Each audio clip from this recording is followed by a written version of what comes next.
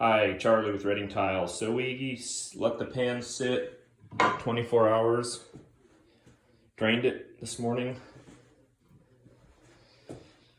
put the Denshield on. A couple things just real quick with Denshield. That's how you spell it, Denshield. You notice it says tile other side. So the gray side is the actual waterproof side. Don't use the back side. I recently had a contractor who wanted to go ahead and do the Denshield themselves. And I came into a big giant shower and it was all yellow, so they had to spend another 8 hours with a couple guys and a few more sheets of Denshield to turn it around and make it right. So, gray side out. This is a waterproof, basically drywall. You can tile right to it. You can either silicone all your seams, and I do your screw holes too. I see there's only one seam way at the top of this shower, so this one's going to be real easy to waterproof. Sometimes I'll use thin set for the seams, seam tape, drywall seam tape, and I always did red guard all of my showers. Doesn't matter if I float them, Denshield, Hardyback, or whatever it is, always red guard or use a roll-on waterproofing. Another thing, this stuff has a lot of insulation in it. It's hard to tell, it looks like regular drywall. Once you start using it, if you're not careful and wear long sleeve shirt, whatnot, you will get insulation all over you. It'll be all over you, so just be prepared for that. The itching goes away after a couple days, but a couple precautions. You can actually use baby powder. If you put baby powder on your arms and wherever is going to be exposed for that day, it'll clog your pores and it won't allow the fiberglass particles to get into your skin. So I'm going to clean this up, wipe it down a little, vacuum it, and I'll fill all the seams and then I'll red guard it. Okay, so while we're waiting for the silicone to dry, this is a sheet of expanded metal lath. They come in 3 foot by 8 foot sheets. And instead of some people will take the Denshield and screw down through and basically put this same stuff on the curb. I would never do that because I'm really big against not putting any screws or staples or anything into the curb. This is completely waterproofed. So what I'll do is take a piece of expanded metal lath, cut it to fit, and then kind of bend it. I'll find the bend where I need here. And then it'll kind of have something like that, and then you'll put a negative bend on it. And this is going to allow it to grip the curb.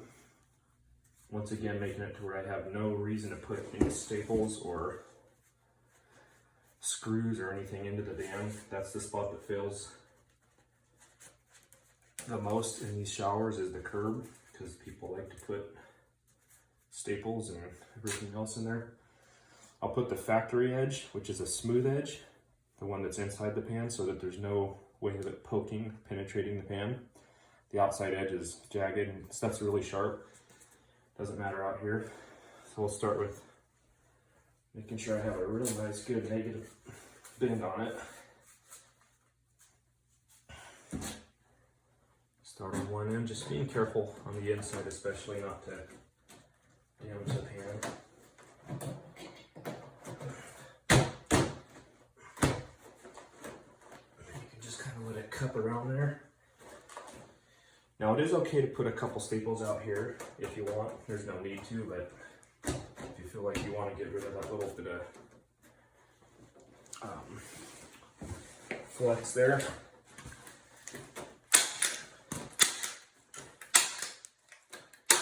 Now what we'll do with this is you can scratch coat it with thin set or fat mud just to get it, it'll make it a lot more solid once it's scratch coated.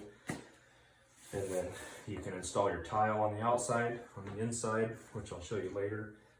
Fill it with mortar, and you got a nice solid curve, and you have no screws, nothing inside here.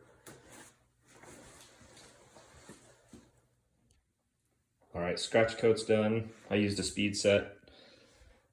because I'm going to go pick up the tile. By the time I come back, it will be ready to red guard. Can red guard everything and be setting in 2 hours. Just a quick thing. Always make sure your pan or the top of your dam has pitch going into. Same thing, about 1/4 inch per foot. I like to go a little bit more on my curbs, but just make sure you have some type of pitch going in, and that basically, once again, is if any moisture gets down through the grouts, which it will, it'll go down and hit the mortar, go down to that pan down below and pitch into the shower.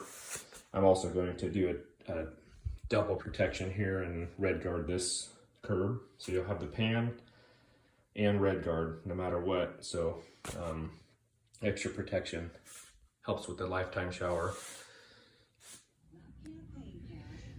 So here is the red guard.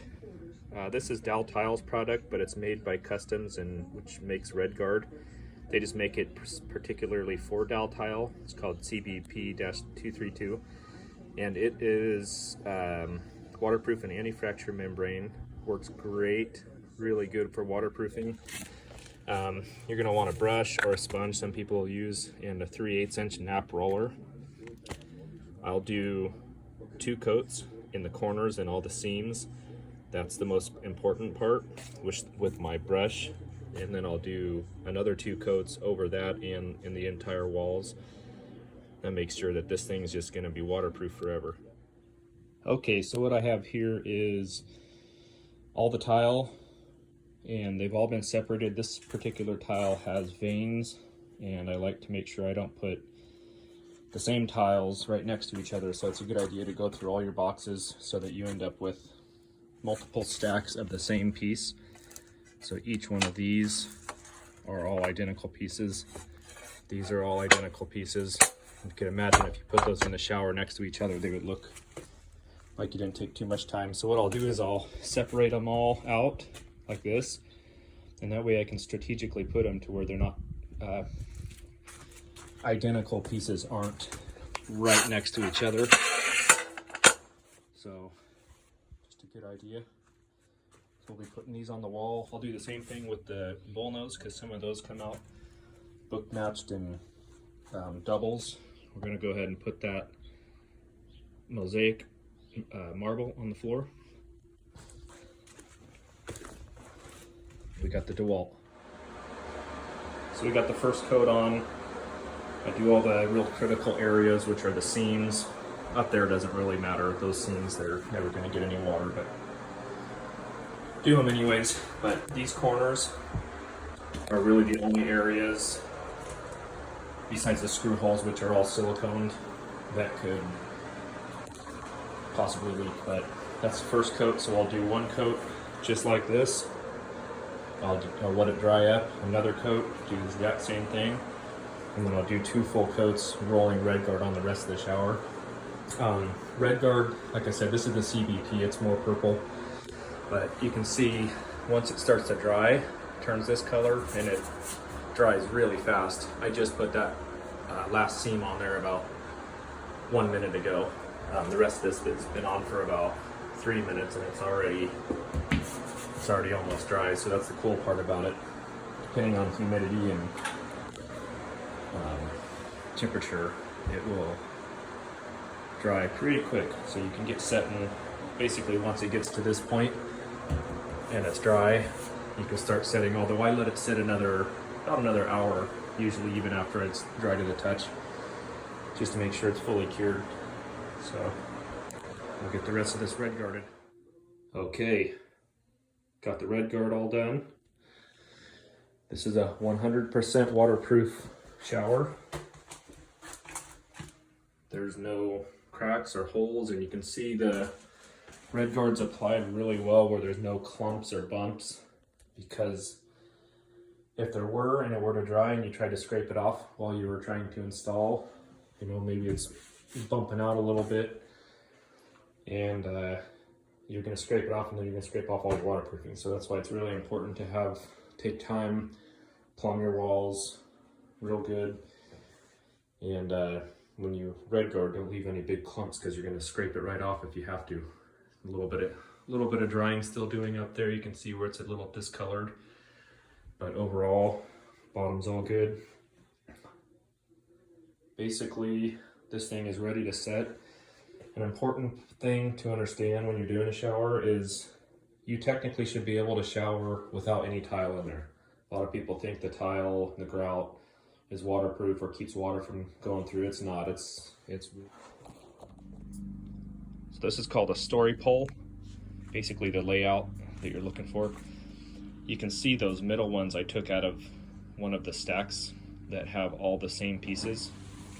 And if you could imagine if I were just to take a box out and start going without separating like I told you to do, you would end up with something like that on your wall if you weren't careful, and that would just look really bad. So this is just for a layout.